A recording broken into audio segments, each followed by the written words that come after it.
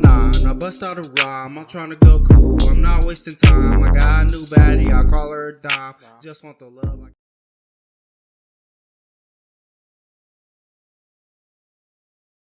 going on, guys? It's your boy Solo Smooth back today with Ichigo Kurosaki versus Yusuke Urameshi. I'm not gonna lie. Do I feel like they should have chose different people for this? Yeah. Because what the hell is I guess spirit powers. But still, like, I think Yusuke versus Inuyasha would have been a better fight. Half demons. I think Ichigo and I don't know. But before we get into it, if you guys want to like, comment, subscribe, comment down below. Let me know what you guys want me to react to next, and I got you. Yu Yu Hakusho versus Bleach. This is, yeah. All right, let's get started.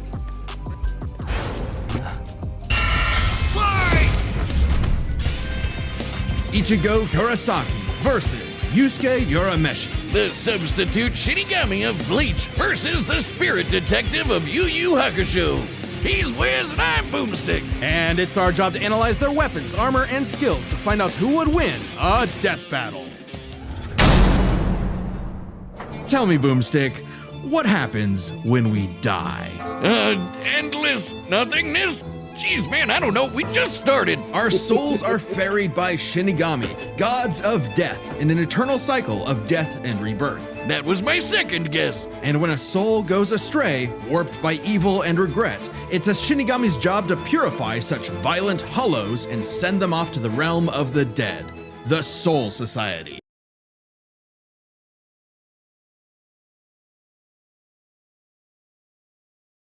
Of the dead, the Soul Society. Works great, till it doesn't. Enter Ichigo Kurosaki, whose tragic anime backstory came way too early when his mom was killed by a hollow. Reason number one why you should never want your kid to be the anime protagonist. Left with his grief, young Ichigo was crushed under the weight of survivor's guilt. So he lashed out the only way he knew how, beating people up. But this wound began to heal when he found his calling, upon meeting a Shinigami named Rukia. To stop a powerful hollow, she gave Ichigo her powers, rousing unseen potential within. Boom! Just like that, Ichigo's a Shinigami. Substitute I do want to say, the fact that we never see his Shikai no more, like, it's always his base sword. Like, it's literally just Sangetsu and intense Sangetsu. It's not his base sword anymore. It's insane. Shinigami. To carry out his duties, Ichigo sheds his body for an invisible one made of spiritual matter called Reishi. He can wield vast amounts of spiritual energy called Ryoku and exert it offensively in the form of spiritual pressure or Reiatsu. Okay, that's a lot of big words, but all it really means is he's a super-powered ghost with an epic sword. His spirit aura is so strong, it can stun-lock foes, crushing them under his own power, even fatally. He controls spirit matter in and around him, hardening his skin for defense and leaping off of invisible footholds in the air. Paired with speed-boosting skills like Shunpo, he can virtually fly. Say goodbye to the kid who beat up bullies for their lunch money, and hello to the town's new superhero, with fellow Ghostbusters Orihime, Chad, and Uryu. Plus Rukia, it was the Shinigami's job to tear hollows a new hole. While balancing responsibilities at school, of course. GPA comes first, and maybe a round or two of tech. But it wouldn't be possible without his Shinigami blade, a Zanpakuto. It's basically a super-powered spirit that's physically a sword. Ghost Sword! Though strangely, Ichigo's sword is composed of two distinct spirits, both named Zangetsu, which isn't confusing at all. Just call him Old Man Zangetsu and Hollow Zangetsu. Anyway, the double Ghost Sword gives Ichigo lots of new moves, including his trademark attack, the Sword Beam to end all sword beams, Getsuga Tensho! Getsuga Tensho is incredibly powerful, and so effective that Ichigo developed multiple variants. He can fire it as a wave, detonate it mid-attack to act as a barrier, and combine two at once into the even stronger Getsuga Jujisho. To cut even the biggest hollows down to size, Ichigo was ridiculously strong, even from frame 1. He could make giant shockwaves and parry spiritual light beams from a Menos Grande. And these aren't fake, slower-than-light lasers. Guidebooks confirm they're real light, and the novels say so too. Plus, early on, Uryu moved so fast that he left his own shadow behind. But as Ichigo became more involved with the Soul Society, he quickly found that he wasn't good enough. This Byakuya guy's so fast, Ichigo can't even see him. Time for a good old-fashioned training arc. Hit the music! No, when Byakuya Kuchiki came on the scene, it was raps. As soon as I heard Bankai, Senpon Sakura Kageyoshi went crazy. Till now, Zangetsu had operated only in its base state, Shikai. So Ichigo learned to release its inner power, a 10 times boost that takes most Shinigami a decade to master. Bankai! In Bankai, his speed skyrocketed, letting him turn the tables on douchebag Byakuya. Even in Shikai, he blocked an attack that could destroy the whole frickin' Soul Society. Because Ichigo's greatest gift is his potential to improve. Despite only being a teenager, he mastered swordsmanship well enough to thrash experts who had been training for centuries. He can quickly adapt to new weapons and styles mid-fight, surpassing his limits time and time again. Like when he took on Catboy Grimmjow. He was getting clamped, but as soon as he heard... Hey, top 10 anime rivalries and fights. Grimmjow was that nigga. CJ the Champ, if you're watching this, I need an episode on Grimmjow. That is my nigga. Orihime cheered him on. That was all he needed to smash that kitty. You mean Grimmjow, right? Yeah, but even with that main character energy, Ichigo couldn't match Big Bad Aizen. With just a finger, Aizen stopped Ichigo's Bankai and his theme song, Rude. Ichigo needed to tap into his unexplained hollow power. Except Hollow Zangetsu wasn't going to make it easy. Old man Zang's pretty chill, but this guy's a menace. Still, Ichigo needed his help and conjured a hollow mask to expand his power. But this meant the hollow within only grew stronger. Masked up, he can fire lasers, bypass super senses, and heal lost limbs. But piss him off enough, and he'll go full hollow. And you really don't want that. Hollowification exceeds even Bankai, and was enough to crush Ukiura in a battle that shook all of Hueco the world of hollows. Full hollow Ichigo could even tear through all 3 layers of hell. But with help from his secret Shinigami father, Ichigo continued to train for months in the Dangai, a corridor between dimensions, until he was finally ready to challenge Aizen. Challenge is an understatement. That He nigga- manhandled Aizen. That nigga said, hey, shut up, talk for me, big dog, and said, you dare start, shut your bitch ass down. I was, ooh. Bro, Bleach was top tier. Like, we're not even gonna come into this Shattered discussion. mountains with sheer aura, and flexed so hard he smashed out of the black coffin, which crushes space like a mini black hole. And yet, it still wasn't enough. So by becoming Getsuga itself, Ichigo unleashed his ultimate attack, Mugetsu, defeating Aizen at the cost of all his power. He might have saved everyone, but now it was back to Normieville. Ichigo never truly realized until then just how much being a Shinigami meant to him. The power to protect others, his drive, his pride in himself was gone. He would give anything to get it back. And he did, thanks to a surprise assist from Rukia. Boom! Shinigami again! Just in time for a 1,000-year blood war with a final endgame boss, Yhwach. Who planned to end everything. And while other Shinigami tried their best, only Ichigo was special enough to pull it off. His father was a Shinigami. His mother was a member of the ancient Quincy's and possessed by a hollow. Hence, his 2 Zanpakuto spirits, one Quincy, the other hollow and Shinigami, made Ichigo a perfect union to break Yhwach's plan. Finally, Ichigo understood himself, fully unifying with both Zanpakuto spirits within. With that came a new Shikai and 2 new Zanpakuto. True Shikai! If you thought Ichigo was strong before, oh boy, he's the strongest Shinigami alive. Lock the world. Dead. Undead? Yeah. Stronger than Kanbachi, who could split the Dangai in half. stronger than Senjumaru, who shook heaven and earth across the realms, and strong enough to match Yhwach even after he absorbed the Soul King. Juiced up with Soul King power, Yhwach could nuke all 3 realms, the human world, Soul Society, and Hueco Mundo, plus the Dangai and Garganta in between, which have a bunch of pocket dimensions sprinkled in. Hell, just the Soul King's corpse sent a shockwave across all the realms. And it's not a matter of disrupting the flow of souls. Yhwach was going to end everything through sheer power alone. But Ichigo still wasn't done powering up. Entering a new half-hollow form and merging his Getsuga Tencho with a mighty hollow attack, the Gran Ray Sero. Making a giant crescent slash that rips through space itself. All that power culminating in his true Bankai. A power so great, even Yhwach was scared of it. Joke's on you! Ichigo didn't even need it! You're done! Ichigo was finally content. And I hate the fact that that Viz just made him rush the ending, because we never got to see that. Like, literally, they rushed the ending and said, "You know what? Yeah, we're just gonna cut him." What the fuck was that? 10 years later, he remains a Shinigami, having found the courage to stand on the edge of life and death, conquer his fears, and walk onward. Most teenagers have no idea what they want to do with their life. However, that And was my hardly boy. a problem for juvenile delinquent Yusuke Urameshi, because he only ever wanted to do one thing. Throw hands! It don't matter who the ops are, be they women, old folk, or babies, Yusuke lived to fight. It's what gave life meaning. Who cares about stupid things like friends and family? Which is why it was so surprising when one day he threw himself in front of a speeding car to save a child, bringing that reckless life to a screeching halt.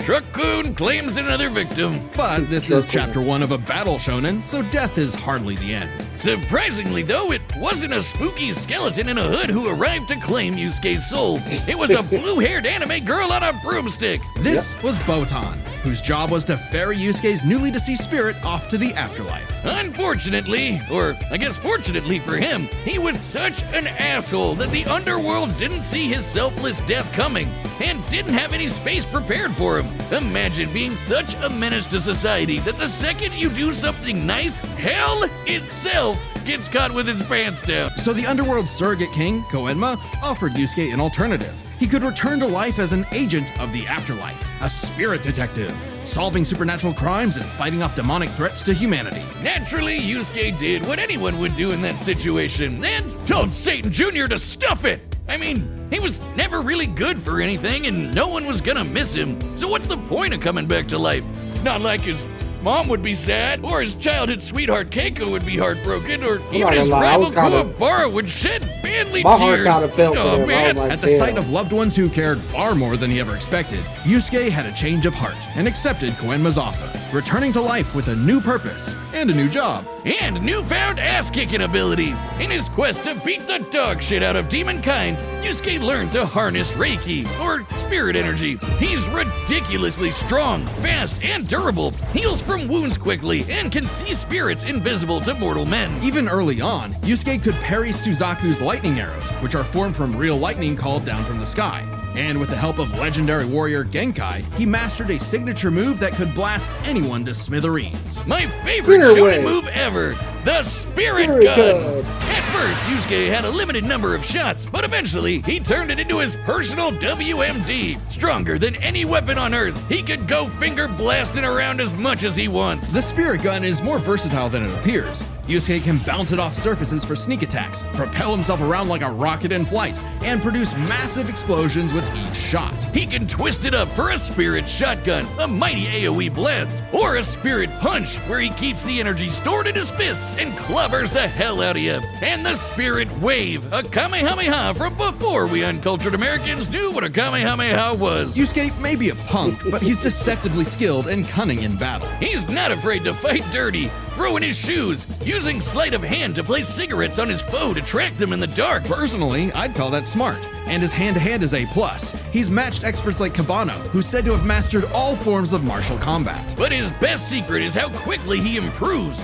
All it takes is a round of training or someone threatening his friends, and Yusuke's power will spike to match stronger enemies, even if it means literally burning through his own life force for a power-up. All known demons and demon fighters are individually ranked on a scale of power from E to S. E and D class demons are nothing special. We're talking local threats at best. C and B are getting a bit dicey in a destroy your city kind of way. A and S? Well, hold on to your ass. We're talking end of the world. As Yusuke forged bonds with new allies, like demons Hiei and Kurama, as well as his old pal Kuwabara, he found himself facing opponents he couldn't beat, such as the monstrous Toguro, who could vaporize weaker demons and crush their souls with sheer aura. But Yusuke needed to survive and protect his loved ones, so he had no choice but to rank up, even if it meant absorbing the power of a small star. Thanks, Genkai! Our sun has an average luminosity of 380 septillion watts, or joules per second. Small stars like red dwarfs output about 1/10,000th of that.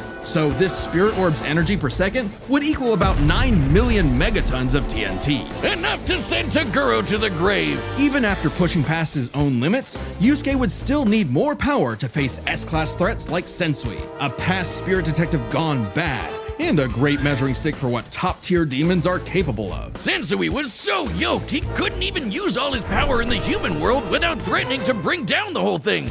He compared destroying the whole goddamn planet to kicking an anthill. According to Genkai, Yusuke could destroy the planet too, if he really wanted. And even A-class threats like King Enma have shaken both the demon and human worlds. That Enema guy is strong as balls. In the past, he fought the Netherworld King Yakumo, who could eradicate the entire human world and remake the Netherworld. But Yusuke's power surpassed both of them, to the point where he overloaded Yakumo with his own energy.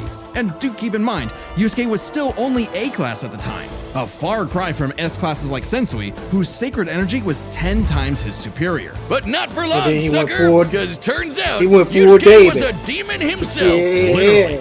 Yusuke is the descendant of an ancient and incredibly powerful being, one of the strongest in existence, Ryzen, the Demon King. With his Bazoku mark, Yusuke can channel Ryzen's spirit for a huge power boost and a massive thirst for murder boost. This was his first taste of a dangerous new type of spirit energy. No, he Yoke. went. A form of Ooh, ooh, when that man just. That man whooped his ass. Whooped his ass. It wasn't even. Dog. energy used by demons. Like normal Reiki, it can be amplified by intense emotions. Unlike normal Reiki, its use creates a pleasurable feeling, feeding into the user's rage and bloodlust, the feral animal within. So Yusuke upgraded his spirit gun to a demon gun. It's the same thing, but red. Oh, and it's strong enough to blast Sensui past the horizon, putting Yusuke's power firmly in S-class. And making him a prime candidate to rule the demon world. But as he was thrust into a tournament vying for that throne, Yusuke began to wonder if all this power was what he really wanted. Self-reflection? From I'll kick your ass, Yusuke Urameshi? Nah, we can worry about that later. There's a tournament to win. Which one of you, girl, baby, or grandparents is first? Even then, as Yusuke took on the Demon King Yomi in an epic final battle, he was still growing. He had become far stronger than before, even achieving a unique version of the Mozoku form separate from Ryzen's influence. And a brand spanking new form of power. Kinda like Sensui's sacred energy, but even better.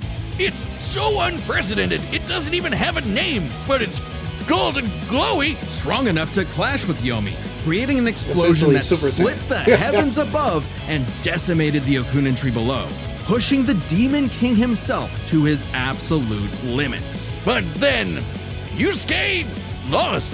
It's not all bad though. Even if being king would have been cool, Yusuke realized he wanted something more. He'd grown up and chose to walk a new path. It was always Yusuke's connections with others that motivated him above all else. And it was in those connections that he found his happy ending. But I wouldn't piss him off if you can avoid it. Get him in the right mood or threaten the human world, and the spirit detective will beat your stupid ass. Long has its return been foretold, but now, finally, it is reborn. The original Death Battle shirt that once dominated the world. Hell yeah, there's no better way to wear a blood spatter on your chest. Okay, I just want to say,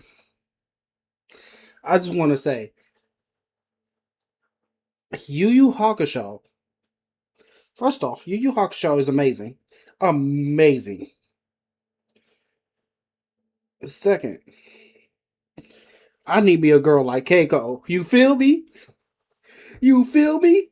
She literally went to hell and back for this man. And say, you know what? Yeah, alright. Yeah. only so much, a little of us can only be so lucky to have a girl like Keiko. Anywho, that's neither here or there. This fight, however, I'm giving it to Ichigo, but you know, that's just me. Deathbattle.gg. All right, the combatants are set, and we've run the data through all possibilities. It's time for a death battle!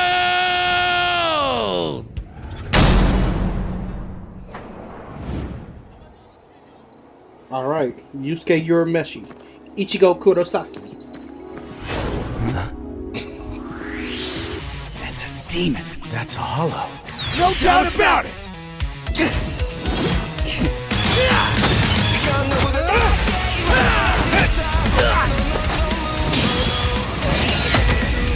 Spirit guide! Getsuga Tensho!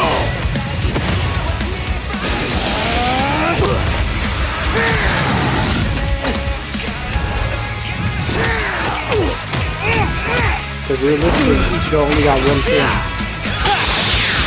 In terms of power, I think.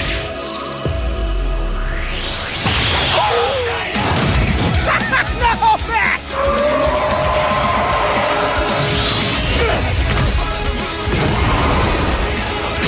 Hollow.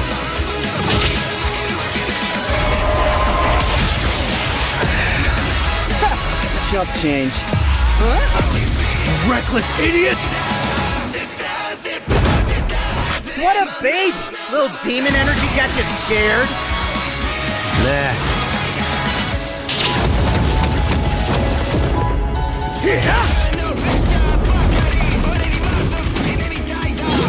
Getsuga Yujisho! Two at once? Damn, why didn't I think of that? Give in to me, Yusuke. Let's devour him together. Hell no! This is my fight, jackass! You just told me back!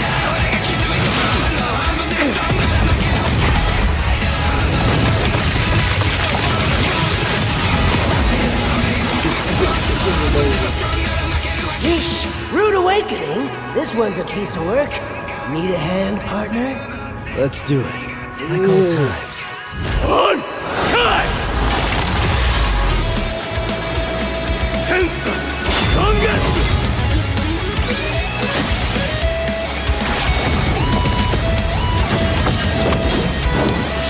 Is that the best you can do?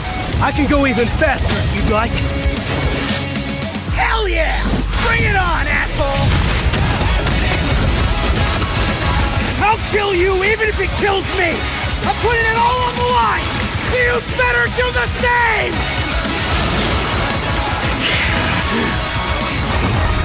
Screw that!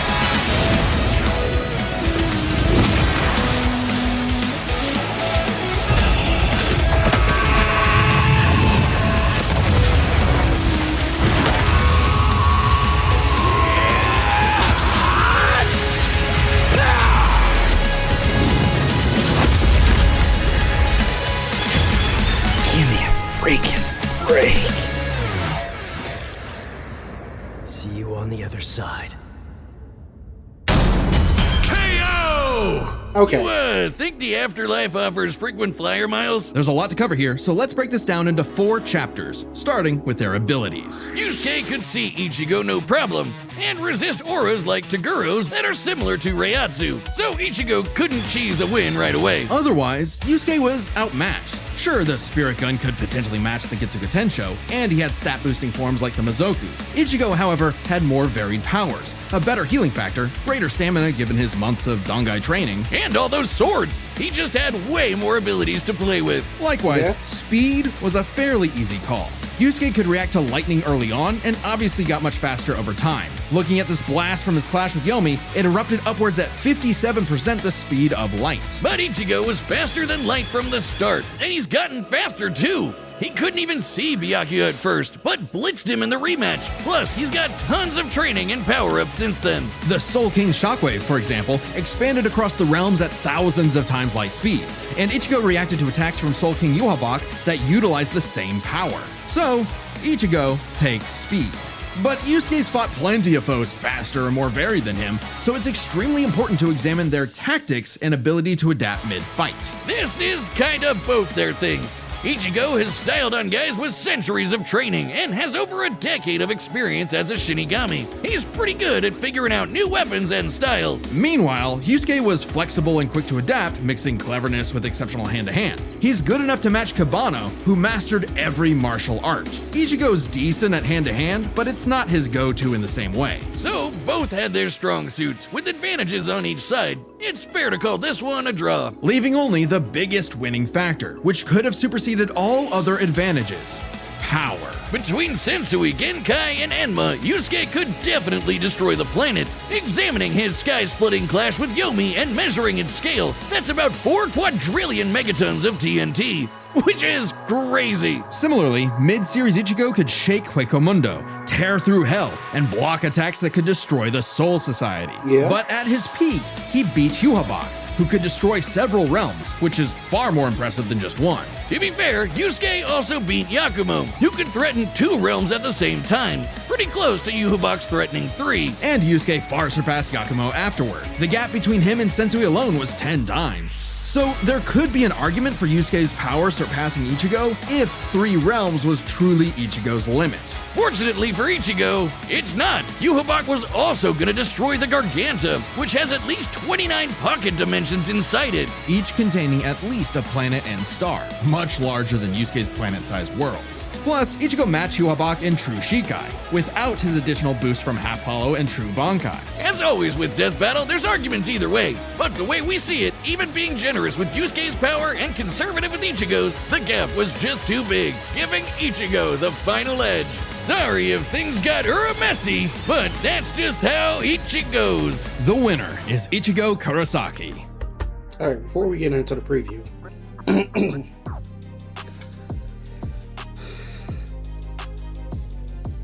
I didn't like the way the battle ended. I just didn't.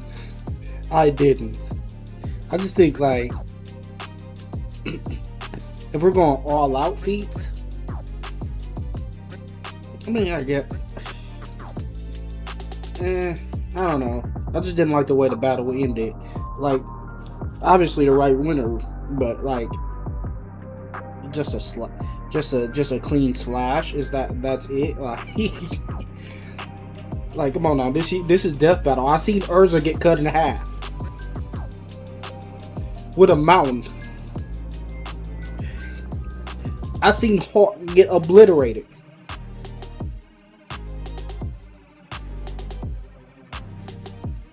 I seen the very existence of the universe literally disintegrated because 2 motherfuckers want to stop fighting. But yeah, whatever. Next time on Death Battle.